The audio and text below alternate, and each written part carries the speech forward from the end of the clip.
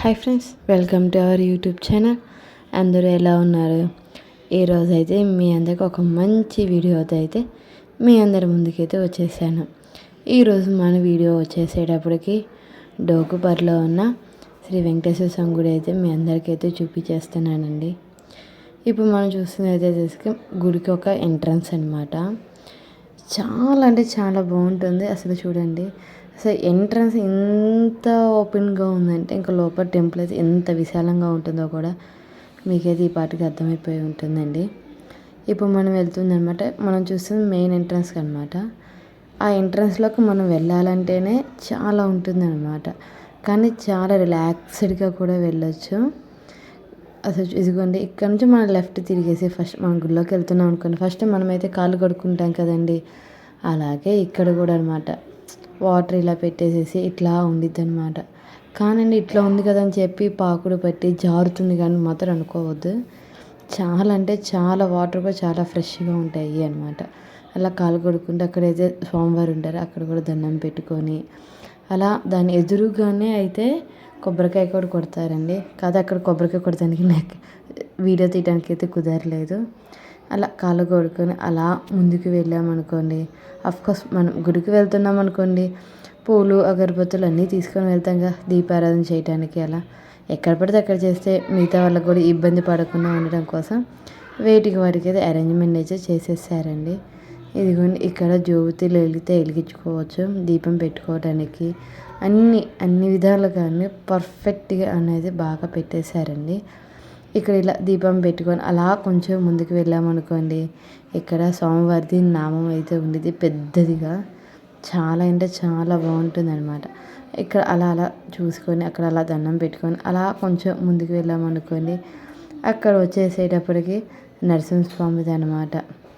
చాలా అంటే చాలా బాగా ఇచ్చేసారనమాట. నాకైతే చాలా అనిపించింది, చాలా పీస్ఫుల్గా అలా.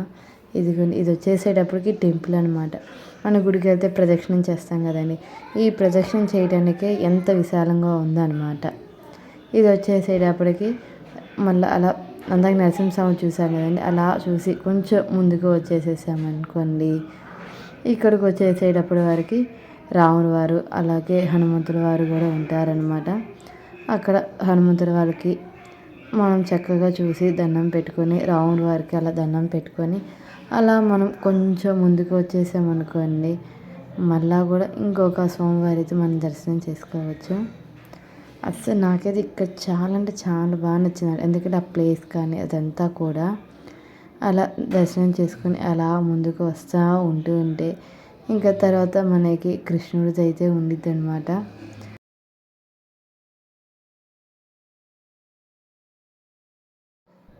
అలా కృష్ణుడు ఫ్లూట్ వాయిస్తూ ఉంటే చక్కగా గోవులని ఎలా అయితే చుట్టూ జరుతూ ఉన్నాయి కదండి, అలా అనేది చాలా బాగుండిద్ది అనమాట. అది కూడా మా అమ్మ అయితే ఫోటో దిగాలని అటు ఇటు తిరుగుతూ ఉంటుంది. అలా కృష్ణుడిని చూసుకొని అలా దండం పెట్టుకొని కొంచెం అలా ముందుకు వచ్చామనుకోండి, అక్కడ గుళ్ళు అనేది హోమం అయితే చేస్తూ ఉంటారు కదండి గుళ్ళల్లో. అది హోమం అదనమాట, హోమం చేసే ప్లేస్ అనమాట, మండపం అది. ఆ మండపం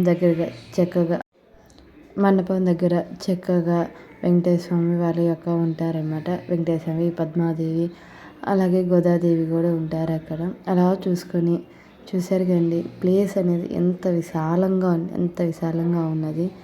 ఇంకా తర్వాత లోపల గుళ్ళోకి అయితే వెళ్ళొచ్చండి. ఆ గుళ్ళోకి అనేది ఫోన్ అయితే ఎలా లేదు కాబట్టి అంతవరకు మీ అందరికీ చూపించాను.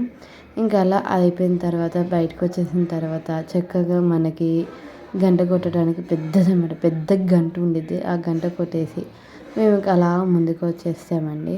ముందుకు బయటకు వచ్చేసేటప్పటికి కోనేరు ఉంది. కోనేరులో కూడా చక్కగా స్వామివారి విగ్రహం ఉండి చక్కగా చాలా అంటే చాలా బాగుంది.